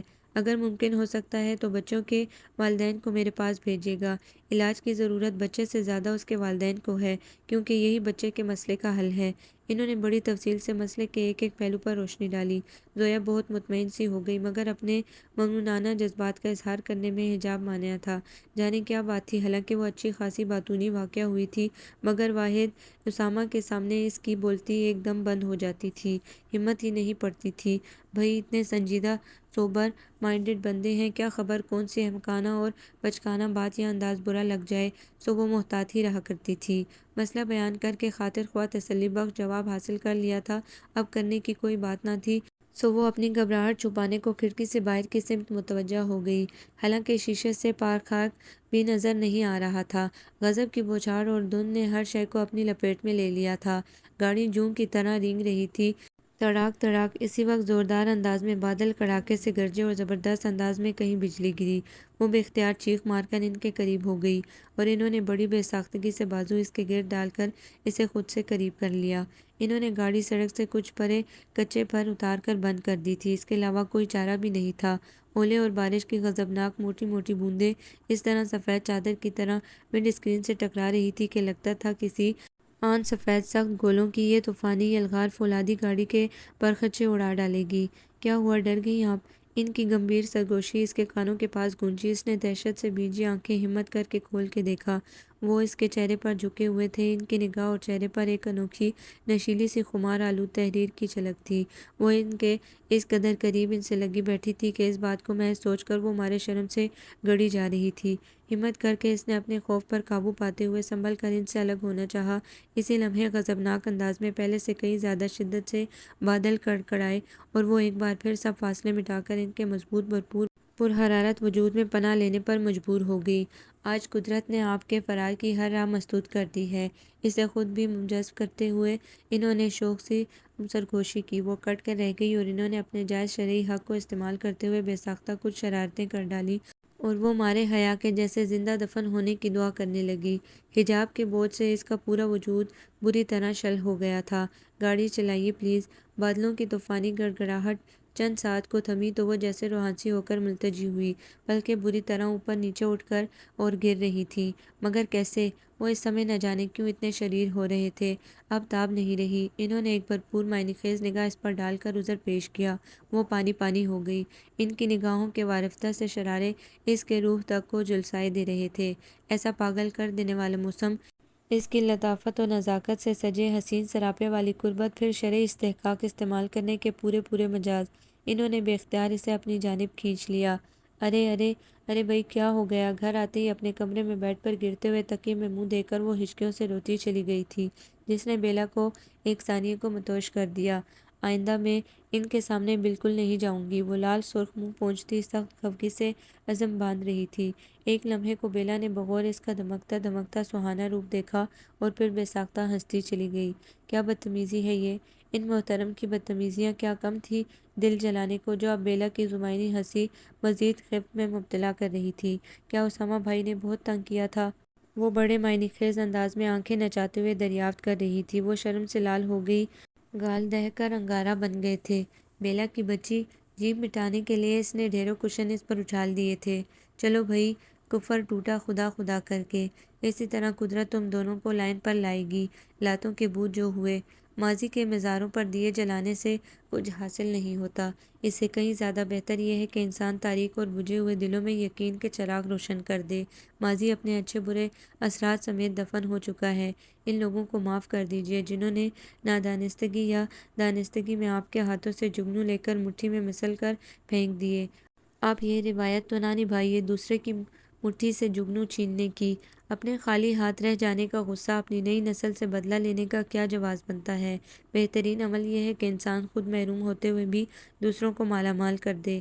اپنی خوشیوں کے جگنو گردش زمانہ کے ہاتھوں کھو چکے ہیں تو کیا ہوا، دوسروں کی تو جگنوں کے دیس تک رہنمائی کر سکتے ہیں نا۔ فاروق عالم بہت غور سے اسامہ کا بھرپور اثر انگیز رسان لہجہ سماعت میں اتار رہے تھے۔ بعض اوقات حالات و واقعات کو سامنے رکھ کر اپنے تجربوں کو اور اپنے آپ کو معاف کر دینے کا عمل آئندہ آنے والے بہت سے غموں سے نجات کا باعث بن جایا کرتا ہے۔ آپ بھی اپنے ساتھ ہو جانے والی زیادتی فراموش کر دیجیے اور اس عظیم زیادتی کے بارے میں سوچیے جو آپ کی وجہ سے آپ کی بیوی اور بچے کے ساتھ ہو رہی ہے اور اس کے کس قدر بھیانک اثرات مرتب ہو رہے ہیں۔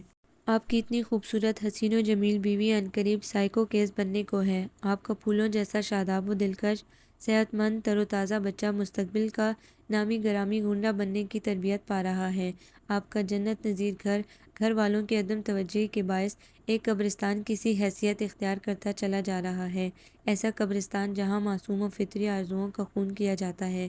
ذرا سوچئے ان سب باتوں کو فاروق صاحب، اسامہ نے ان پر بہت اچھے طریقے سے جذباتی اٹیک کیا تھا جس کے بہت مثبت اثرات سامنے آئے۔ فاروق عالم کے چہرے پر جیسے سوچوں کا زلزلہ آیا ہوا تھا۔ آپ کی بیوی اینٹی ڈپریسنٹس اور ایتھرولیٹکس ادویات استعمال کر کر کے اپنا وجود کھوکھلا کر رہی ہیں۔ اس کو حسین جذباتی تقاضوں سے محروم رکھ کر آپ کیوں جبر و قہر کی عظیم مثال قائم کر رہے ہیں؟ آئیڈیل نہیں تو کیا ہوا، آئیڈیل بن تو سکتی ہے نا۔ ایک بار محبت سے اس کی سمت پلٹ کر تو دیکھیے، اسے کچھ کہہ کر فرمائش کر کے تو دیکھیے، وہ تو آپ کی طرف سے پیش قدمی کی منتظر ہے۔ ایک بار گرم جوشی سے اسے اپنے وجود کا احساس تو دلائیے، پھر دیکھیے گا کس طرح آپ کے مطلوبہ سانچے میں ڈلتی ہے۔ جب ایک دوسرے سے شیئر کرنے کی روایت ہی نہیں ڈالیں گے، مل بیٹھ کے تبادلہ خیال نہیں کریں گے تو ایسے میں مسائل خود بخود کیسے حل ہوں گے؟ بتا دینا، آگاہ کر دینا بھی مسئلے کا آدھا حل ہوتا ہے۔ پھر میاں بیوی کا رشتہ تو بہت وسیع سطح پر شراکت کا متقاضی ہوا کرتا ہے۔ اسامہ کا دل نشین انداز ان پر سوچ کے نئے در وا کر رہا تھا۔ مگر ڈاکٹر صاحب، انہوں نے کبھی بھی یہ ظاہر نہیں کیا کہ انہیں میری طرف سے کسی جذباتی پیش قدمی کی طلب ہے۔ وہ اپنے فیصلے میں زیادہ خوش رہتی ہیں۔ اپنا گھر ان کے لیے دلچسپی کا باعث نہیں ہے۔ فاروق عالم کے ماتھے پر شکنوں کا جال گہرا ہوتے دیکھ کر اسامہ مبہم سے انداز میں مسکرا دیے۔ یہی تو ساری بات ہے، کسی کو سمجھ نہیں پاتے تو خود ہی سے فرض کر لیتے ہیں کہ وہ بھی اس رد عمل کو معمول کے مطابق ہی لے گا۔ یہ غلط بات ہے۔ آپ نے انہیں کون سا حق دیا تھا جس کے تحت وہ بے تکلفانہ آپ سے مطالبہ کرنے کی جسارت کرتی؟ دراصل یہی فاصلے شعوری قسم کی خود ساختہ رکاوٹیں اور دوریاں مسائل کا پیش خیمہ ثابت ہوتی ہیں۔ بہرحال آپ ماشاءاللہ بہت سمجھدار ہیں اور مجھے پورا یقین ہے کہ اب اپنے آپ کو، اپنی بیگم کو اور اپنے بچوں کو بھرپور نارمل زندگی تک لانے میں دیر نہیں لگے گی۔ میں ٹھیک کہہ رہا ہوں نا؟ جواب میں فاروق عالم کے چہرے پر جگمگاتی خوبصورت سی مسکراہٹ بے ساختہ ان کی بات کی تائید کر رہی تھی۔ بیلا، تم ذرا اچھی طرح اس سے معلوم کرو اس کے ساتھ کیا مسئلہ ہے، آخر کیوں مسلسل انکار کر رہی ہے؟ صفیہ کتنی بار کہہ چکی ہے رخصتی کے لیے، اب تو اس کو ٹالتے ہوئے بھی شرم سی محسوس ہوتی ہے۔ آخر کوئی تک تو ہو نا اس انکار کی۔ ابھی نہیں، ابھی نہیں، یہ کیا بات ہوئی بھلا؟ امی کے لہجے میں تشویش، تفشیش اور ترشی سبھی کچھ شامل تھا۔ اس سے پوچھو اس بلا جواز نہ کا کیا مقصد ہے؟ پہلے تو چلو ماسٹرز کرنے کا معقول عذر موجود تھا، اب تو خیر سے رزلٹ بھی آ چکا ہے۔ بھلا میں کیا بہانہ کروں صفیہ سے؟ پھر سچی بات ہے، آنے بہانوں سے کام کہاں چلتا ہے۔ اس کی رخصتی کا فرض خیر خیریت سے نپٹا دیا جائے تو پھر تمہارے لیے بھی سوچیں۔ مگر اس لڑکی کے دماغ میں عجب خناس سمایا ہوا ہے، بھلا کیوں انکار کر رہی ہے رخصتی سے؟ امی جان خاصی برہم ہو رہی تھی، بلا شبہ ان کی خفگی بجا تھی۔ خود بیلا بھی محسوس کر رہی تھی کہ زویا کی رخصتی سے بلا جواز انکار نے گھر بھر میں ٹینشن پیدا کر رکھی ہے۔ بھائی دیکھو آپ کے مجھے حتمی جواب چاہیے۔ امی اتنی پریشان ہیں، صفیہ پھپھو ہزار پھیرے لگا چکی ہیں، ادھر اسامہ بھائی اپنی جگہ متجب ہیں، جب بھی آتے ہیں تم ملنے سے گریز کرتی ہو، فون بھی اٹینڈ نہیں کرتی۔ اب تو انہوں نے بھی آنا چھوڑ دیا ہے، خیر پہلے کون سا روز روز آتے تھے، مگر اب تو جیسے رستہ بھی بھول چکے ہیں۔ ادھر سے بھی محب خاموشی ہے اور ادھر سے بھی پر اسرار سکوت چھایا ہوا ہے۔ بیت کھلے تو کیسے کھلے، بات کیا ہے؟ دیکھو اس طرح تو بہت پیچیدہ ہوتا چلا جائے گا معاملہ۔ میں تو اب تک تم دونوں کے گریز اور تکلف کو فطری جھجک سے موسوم کرتی رہی تھی، مگر اب تم دونوں کی طرف سے اتنا برفیلا اور سرد مہر رد عمل صحیح معنوں میں میرے اعصاب پر نوبت بجانے لگا ہے۔ آخر کیا بات ہے تم دونوں کے بیچ؟ بیلا امی کو تشفیع کرا کے سیدھی اس کے کمرے میں داخل ہوئی اور جاتے ہی جیسے دھواں بول دینے والے انداز میں برس پڑی۔ پلیز بیلا، مجھے خواہ مخواہ تنگ نہ کرو، میں بچوں کے پیپرز بنا رہی ہوں، مجھے ذہنی یکسوئی درکار ہے۔ زویا کے بے تاثر سپاٹ انداز نے بیلا کو آگ بگولا کر ڈالا۔ تیش کے عالم میں اس نے اس کے ہاتھ سے پیپرز جھٹ سے دور کر دیے۔ ارے یہ کیا بدتمیزی ہے بھئی، وہ بھنا کر مڑی۔ اس کے تیور غضبناک تھے۔ ایسا ہے تو ایسا ہی سہی، بیلا نے ڈر لہجے میں بولی۔ کب تک پہلو تہی اور تغافل برتنے کا ڈرامہ جاری رہے گا؟ صاف صاف بتاؤ چاہتی کیا ہو؟ کیا چاہتی ہوں بھئی، میرا ان کے ساتھ گزارا نہیں ہو سکتا۔ وہ بہت خاموش طبع، سنجیدہ مزاج اور پڑھنے لکھنے سے رغبت رکھنے والے محتاط طبیعت کے بندے ہیں، جبکہ میری شخصیت میں بہت ہلچل، ہنگامہ پروری، شرارت، جذباتیت اور لاپرواہی کے عناصر یکجا ہیں۔ ہم دونوں ایک دوسرے کے لیے موزوں نہیں ہیں۔ ان کے ساتھ ان کی طرح کوئی پڑھاکو ٹائپ اور ٹھنڈے مزاج کی خاتون چل سکتی ہے؟ کیا فائدہ زبردستی اور مارے باندھے کے بندھن کا؟ بیلا کی جارحانہ کارروائی کا فائدہ یہ ہوا کہ اس نے سیخ پا ہو کر بغیر تمہید باندھے ساری حقیقت گوش گزار کر ڈالی۔ وہ آنکھیں پھاڑے ہونک چہرہ لیے زویا کو دیکھتی رہ گئی۔ ہیں تو یہ احساس آن جنابہ کو آج ہوا ہے؟ وہ حیران کن لہجے میں غرائی۔ نہیں، پہلے ہی سے تھا، مگر اس کی سنگینی کا احساس اب ہوا ہے، اور شکر ہے بروقت ہو گیا۔ میرے اندر مسز سنجیلا فاروق عالم جتنا بڑا دل اور حوصلہ نہیں ہے کہ ساری زندگی انگاروں پر بسر کرتی رہوں۔ اس کا انداز بہت دو ٹوک تھا۔ بیلا کا طائر خیال جانے کہاں کہاں سوچوں کی کن وادیوں میں کلانچے بھر رہا تھا۔ پھر کچھ سوچ کر تفہیمی انداز میں سر ہلاتے ہوئے وہ ٹیلی فون اسٹینڈ کی سمت بڑھ گئی۔ کیسے مزاج ہے بیلا؟ ان کے سنجیدہ باوقار انداز میں بشاشت کی جھلک تھی۔ اسامہ بھائی، ان محترمہ کے سر میں تو ابھی بھی جاب کرنے کی دھن سمائی ہوئی ہے، مگر آپ نے بھی ان کی نامعقول قسم کی تعبیر پر کوئی جوابی رد عمل ظاہر نہیں کیا، بلکہ الٹا خاموشی کی زبان میں تائید کر ڈالی۔ یہ کیا بات ہوئی؟ وہ بلا توقف شروع ہو گئی تھی۔ ہر شخص اپنی مرضی، اپنی سوچ اور اپنی ذات کی حد تک آزاد ہے۔ یوں بھی میں سمجھتا ہوں رفاقت میں جب تک ذہنی ہم آہنگی نہ پائی جائے اس کی پائیداری مشکوک ہی ٹھہرتی ہے، مگر خدا نخواستہ یہاں تو کوئی ایسی بات نہیں ہے۔ ان کی متین دلیل کی برجستگی نے بیلا کو صحیح معنوں میں ہراساں کر ڈالا۔ وہ تو سمجھ رہی تھی نادانی کا یہ عالم صرف زویا کے ہاں ہی پایا جاتا ہے۔ ہمارے مزاجوں میں بہت فرق ہے، یقیناً یہ نکتہ قابل توجہ اور اہمیت کا حامل ہے۔ میری اور ان کی ترجیحات اور ترغیبات میں کمال درجے کا فرق پایا جاتا ہے، شاید اسی وجہ سے وہ اس نتیجے پر پہنچی ہیں، اور میرے خیال میں یہ خاصا معقول جواز ہے۔ وہ اپنے ہم مزاج شخص کے ہمراہ یقیناً مسرتوں کی حقیقی روح پا سکتی ہے۔ میری زندگی میں بہت ٹھہراؤ، جمود اور خشک اور بور قسم کی مصروفیات کا عمل دخل ہے، جنہیں ان کی افتاد طبع قبول نہیں کر پائی۔ شاید اسی لیے وہ ہمیشہ مجھ سے گریزاں رہی ہیں۔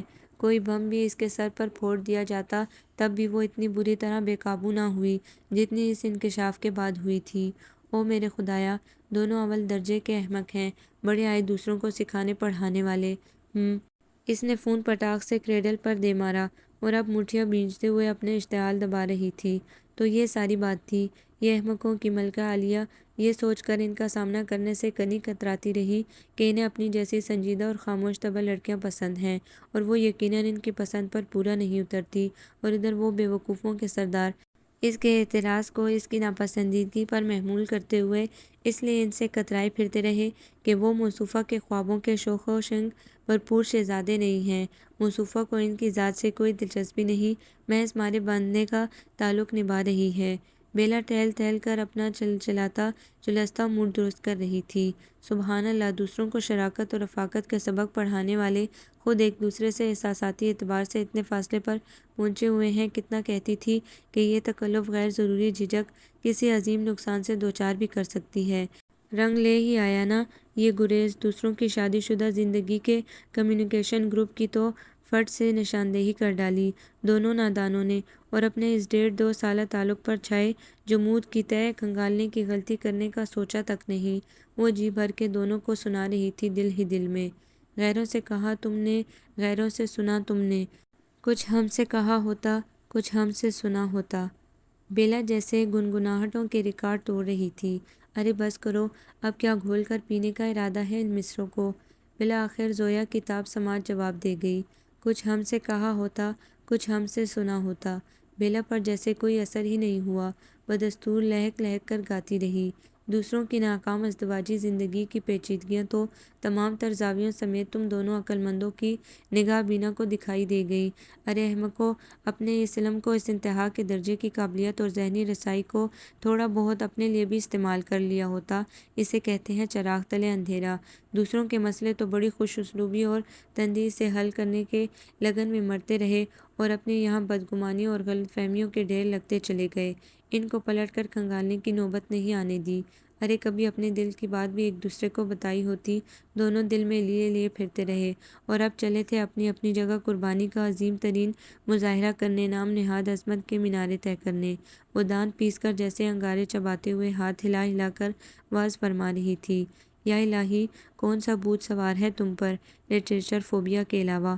زویا انتہائی حیرانگی سے اسے اتاولی ہو کر بکتا جھکتا دیکھ رہی تھی، مگر بیلا اس بات کی وضاحت کے لیے رکی نہیں، یوں ہی تن فن کرتی، پیر پٹکتی سائڈ ٹیبل سے گاڑی کی چابی چپٹ کر اس کا بازو پکڑتے ہوئے اسے بیرونی دروازے کی جانب دھکیلتی چلی گئی۔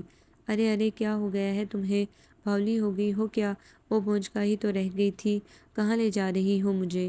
جہنم میں! خبردار جو آنا کانی کی۔ بیلا کے تیور خطرناک تھے، وہ اس قدر جیمز بانڈ 007 بنی ہوئی تھی۔ ایک کام سے جانا ہے مجھے۔ وہ ڈپٹ کر اسے فرنٹ سیٹ پر جیسے پٹک کر دروازہ دھاڑ سے بند کرتی ڈرائیونگ سیٹ پر براجمان ہو گئی اور آندھی طوفان کی مانند گاڑی نکال کر روڈ پر لے آئی۔ ارے میرا حلیہ ملاحظہ کیا ہے کہیں جانے کے قابل؟ کوفت اور اچنبھے کے ساتھ ساتھ اس پر جنجلاہٹ بھی طاری ہو گئی، بلکہ جیسے مسلے ہوئے سفید اور سیاہ پرنٹ کے شلوار قمیض میں الجھے بکھرے بالوں سمیت بڑا دلچسپ حلیہ بنا ہوا تھا اس کا، مگر بیلا کو جیسے بھیڑیں کاٹ رہی تھی۔ اس کے واویلے پر کان دھرے بغیر گاڑی اڑاتی چلی گئی اور بالآخر صفیہ پھپھو کے گھر کے کھلے گیٹ سے اندر داخل کر دی۔ یہ کہاں لے آئی ہو مجھے؟ زویا کو جیسے بچھو نے ڈنک مارا۔ دماغ تو درست ہے نا تمہارا؟ بھلا پھپھو کیا کہیں گی؟ نکاح کے بعد وہ شاذ و نادر ہی کبھی پھپھو کے ہاں آئی تھی، اور اب موجودہ صورتحال میں تو ویسے بھی یہ قطعی نامناسب لگ رہا تھا۔ پھپھوا اور پھپھو آج صبح کی گاڑی سے پشاور گئے ہیں کسی کام سے، گھر میں کاشف کے علاوہ اور کوئی نہیں ہے۔ وہ اسے پکڑ دکڑ بلکہ جکڑ کر بالآخر اندر لانے میں کامیاب ہی ہو گئی۔ بھئی داد دیتے ہیں آپ کے حوصلے اور عزم و ہمت کی بیلا آپی۔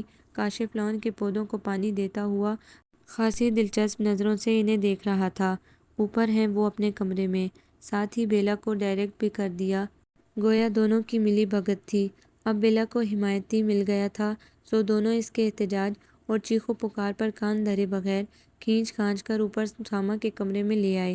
دروازہ نوک کیا اور اندر سے یس کی آواز سن کر بعجلت کھول کر اسے اندر پاس کیا، اور پھر باہر سے بند کر کے گویا اپنا فرض پورا کر کے دھڑ دھڑ کرتے سیڑھیاں طے کرتے ہوئے نیچے آ گئے۔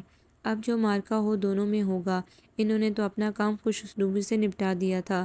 وہ کتابوں کے شیلف سے مطلوبہ کتاب تلاش کرتے دروازے پر شور کی آواز سن کر یس کہتے ہوئے مڑے اور پھر ششدر رہ گئے۔ آپ یہاں خیریت تو ہے نا؟ ان کے انداز سے ٹپکتا فطری استجاب اس بات کا شاہد تھا کہ وہ بیلا اور کاشف کی ملی بھگت میں شامل نہیں تھے۔ وہ مجھے، اس نے نروس ہو کر پیچھے پلٹ کر بند دروازے کو دیکھا۔ اسے بہت سارا رونا آ رہا تھا اپنی موجودہ پوزیشن پر۔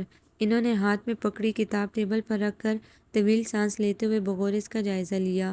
نوچ گھسوٹ اور افراتفری کے عالم میں اس کے سیاہ دوپٹے کا پلو آدھے سے زیادہ زمین پر آ رہا تھا، محض ہلکا سا بائیں کندھے پر ٹکا رہ گیا تھا۔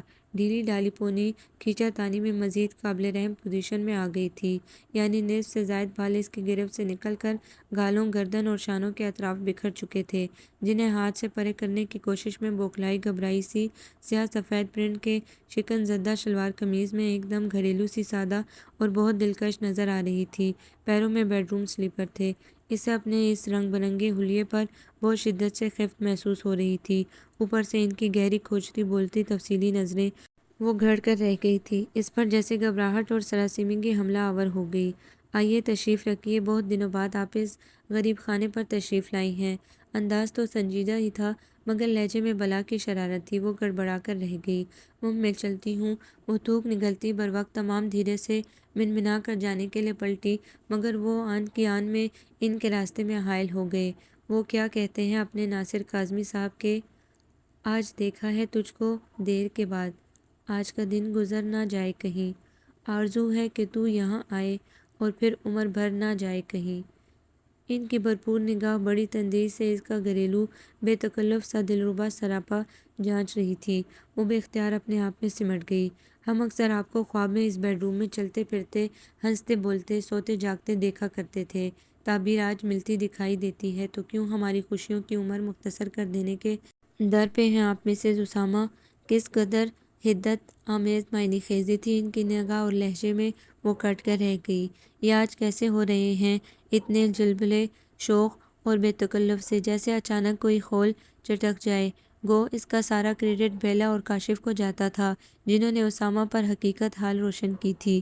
بیٹھیے جناب ادھر، انہوں نے بشاشت اور گرمجوشی سے کہتے ہوئے اس کو کندھوں سے تھام کر بیڈ پر بٹھا دیا۔ یہاں کی ہر شے کے جملے حقوق آپ کے نام محفوظ ہیں سمیت ہمارے۔ ان کے ایک ایک انداز میں جیسے زندگی کی کھلکھلاہٹیں گھل گئی تھی۔ پلیز زویا، ریلیکس ہو کر بیٹھو یہاں۔ انہوں نے ایک ہاتھ سے اس کے بائیں کندھے پر ہلکا سا دباؤ ڈالا، اور مجھ سے خوب لڑو۔ وہ ان کی اس قدر انوکھی اور بے تکلفانہ فرمائش پر گنگ سی بیٹھی رہ گئی۔ ان کا التفات اسے عجیب طرح کی مشکل میں ڈالے ہوئے تھا۔ اس نے سوالیہ انداز میں ان کی طرف دیکھا، وہاں سکون کے ساتھ ساتھ جیسے زندگی کی والہانہ جگمگاہٹیں بھی روشن روشن نمایاں ہو رہی تھی۔ ہاں بھئی، لڑنے کے لیے کون سی کسی پلاننگ کی ضرورت ہوا کرتی ہے؟ وہ کس قدر شرارتی لہجے میں مخاطب تھے اس سے، یوں جیسے دونوں کے درمیان ازل سے بے تکلفی چلی آ رہی ہو۔ اور پھر آپ سے تم تک کی نوبت کیسے آ گئی؟ میں کوئی بیوقوف ہوں؟ اور پھر میں کیوں لڑوں آپ سے؟ پھر نہ جانے اسے کیا ہوا، دونوں ہاتھوں میں چہرہ چھپا کر وہ زاروں قطار روتی چلی گئی۔ انہوں نے اسے دل کا غبار ہلکا کرنے کا کھل کر موقع دیا، پھر اس کے قریب آن بیٹھے اور زبردستی اس کا چہرہ اوپر اٹھا کر انگلیوں کی پوروں سے اس کے رخساروں پر لرزتی اشکوں کی لڑیاں پونچھنے لگے۔ بات یہ ہے عزیز من کہ ہم لوگ دوسروں کی اصلاح کرنے، انہیں راستہ دکھانے کا عمل تو بڑی سرعت سے کر گزرتے ہیں، مگر اپنی ذات کی خامی اور کجی کو دور کرنا تو کجا، اس سے آگاہ ہونا بھی باعث عار سمجھتے ہیں۔ یہی وجہ ہے کہ دوسروں کے بارے میں تندیس سے فکر کرنے اور فیصلہ کرنے میں مدد دینے کے لیے تو ہم آن واحد میں تیار ہو جاتے ہیں، مگر اپنی ذات کے فیصلے کے لیے ہمیشہ دوسروں کے محتاج رہنا چاہتے ہیں۔ خود سے اپنے خلاف سزا کا فیصلہ سنانا بہت تکلیف دہ امر محسوس ہوتا ہے، اور یہیں سے مسائل کا نقطہ آغاز ہوا کرتا ہے۔ ہمیں لازمی طور پر ایمانداری سے کچھ بے ضرر سے اعترافات کر لینے چاہیے۔ ان کی پرحرارت انگلیاں دھیرے دھیرے اس کے الجھے بکھرے بال سلجھا رہی تھیں۔ ان کے لہجے میں بہت محبت اور روانی تھی۔ میرا خیال تھا تم میرے مزاج اور عادات و شخصیت کے ٹھہراؤ سے الرجک ہو، اسی لیے مجھ سے دور دور رہتی ہو۔ تمہیں اپنے مزاج کے مطابق ایک ہنسمکھ اور باتونی قسم کا جیون ساتھی ملنا چاہیے تھا۔ مجھ جیسے خشک اور کتابی بندے سے تمہارا مزاج کیسے میل کھا سکتا ہے؟ اسی وجہ سے میں نے دل کی خواہش اور پکار کے برعکس تم سے گریزاں رہنے کی پالیسی اپنا لی تھی۔ مجھے کیا خبر تھی کہ فریق ثانی بھی انہی خدشات اور بدگمانیوں کا شکار ہے؟ زویا ہکا بکا ان کا چہرہ دیکھتی رہ گئی۔ اوہ خدایا، اتنی سی بات تھی اور میرا دل اندیشوں وہموں کے اندر ہچکولے ہی کھاتا رہا۔ بیلا نے بالکل صحیح کہا ہے، واقعی چراغ تلے اندھیرے والی بات ہے۔ ہم دوسروں کے مزاج و مسائل کو سمجھنے کے چکر میں اپنی ذات سے بری طرح غافل اور بے نیاز ہو جاتے ہیں، اتنے زیادہ کہ دوسروں کے احساسات تو الف تا یہ تک پڑھ سکتے ہیں، مگر خود اپنی ذات کے اندر جھانکنے کی زحمت گوارا نہیں کرتے۔ خود اپنے بارے میں فیصلہ کرتے ہوئے ہمیشہ دوسروں کے محتاج رہتے ہیں۔ دیکھ لو انہی چکروں میں ہم دل کی بات ایک دوسرے سے کہنے کی مہلت حاصل کر سکے، اور اس کمیونیکیشن گیپ نے دلوں کے شفاف آئینے دھندلا ڈالے۔ وہ تاسف اور ندامت سے کہہ رہے تھے، خیر انشاءاللہ اب ایسا نہیں ہوگا۔ میں سمجھتا ہوں میاں بیوی کو سر سے پاؤں تک حتیٰ کہ ہر سوچ کا شراکت دار ہونا چاہیے۔ دکھ سکھ مل کر شیئر کرنے سے ان سے پیدا ہونے والے بد اثرات شخصیت کو تباہ نہیں کرتے۔ دل کے دریچے کو تمام تر وہموں اور بدگمانیوں سے پاک صاف ستھرا اور تر و تازہ ہونا چاہیے۔ دل سکھی ہوگا تو سارا بدن سکھ پا جائے گا۔ دل کی دل میں نہیں رکھنی چاہیے۔ ایک دوسرے سے کہہ سن کر دل کا بوجھ ہلکا کر لینا چاہیے۔ اب تو رخصتی پر کوئی اعتراض نہیں ہوگا نا؟ بات کے اختتام پر وہ اس کی جانب جھکے تھے اور وہ جیسے شرم سے گلنار ہوتی چلی گئی۔ یکایک اسے احساس ہوا وہ کس قدر قریب بیٹھی ہوئی ہے ان کے، اور اس پر حدت احساس کے پیدا ہوتے ہی اس کے جسم کا سارا خون چہرے پر چھلک آیا۔ اس کا دل دھک دھک کر رہا تھا۔ اس نے ہاتھ سے ہٹا کر اٹھنا چاہا مگر ان کی گرفت سے نجات کا کوئی ذریعہ نہیں مل پا رہا تھا۔ بیٹھو یہاں، مجھے یقین تو کر لینے دو کہ یہ خواب نہیں حقیقت ہے۔ ان کی گمبھیر سرگوشی بہت قریب سے سماعتوں میں شہد گھولنے لگی۔ بہت دیر ہو گئی ہے، امی پریشان ہوں گی۔ وہ بری طرح سٹپٹا گئی۔ بھئی اب ہم تمہیں نہیں جانے دیں گے۔ ان کی بھرپور نگاہیں اس کے سراپے کا جائزہ لے رہی تھی جو ان سے بہت قریب تھا اس وقت۔ آخر تمہارا اپنا گھر ہے، بیڈ روم بھی تمہارا اور شوہر بھی تمہارا، پھر کاہے کو گھبراتی ہو؟ ان کی سرگوشی میں بہت شوق سی چھیڑ تھی۔ وہ جیسے حجاب کی انتہائیں چھونے لگی۔ دل میں چبھتے ہوئے رستے ہوئے وہموں کو زبان پر لا کر ان کی کڑواہٹ اور دل کی سیاہی کو دھو لینا چاہیے، وگرنہ دل میں بدگمانیوں کا جوہر جمع ہوتا چلا جاتا ہے اور پھر ان سے تعفن اٹھنے لگتا ہے۔ بس آئندہ سے طے ہے، اچھا برا جو بھی محسوس کیا کہہ دیا کریں گے، ٹھیک ہے نا؟ انہوں نے اس کی ٹھوڑی تلے ہاتھ رکھ کر اونچا کرتے ہوئے اس کی آنکھوں میں دیکھا۔ وہ بے اختیار نگاہ کترا گئی۔ غیروں سے کہا تم نے، غیروں سے سنا تم نے، کچھ ہم سے کہا ہوتا، کچھ ہم سے سنا ہوتا۔ باہر بیلا پرجوش انداز میں شعر کے مصرعے کی تباہیاں لا رہی تھی۔ اب تو دل میں کوئی گرہ نہیں ہے نا؟ ان کی پرتپش نگاہیں وفور و شوق سے اس کے چہرے پر گڑ کر رہ گئی تھیں۔ مزاج مختلف ہونے سے دل کے فیصلے نہیں بدلا کرتے۔ کچھ میں کوشش کروں گا خود میں تبدیلی لانے کی، کچھ تم کو محنت کرنا پڑے گی، مگر ثمر مل کر ہی کھائیں گے۔ اور وہ ان کی دیوانہ وار نگاہوں کی گرمی سے پگھلتی ہوئی رخ پھیر کر شرمائی چلی جا رہی تھی، ہر دھن چھوٹ کر ہر شے پر نکھار لے آئی تھی۔ آپ کو یہ ناول کیسا لگا؟ کمنٹس میں اپنی رائے ضرور دیں۔ ہمارے چینل کو لائک کریں، سبسکرائب کریں، شیئر کریں۔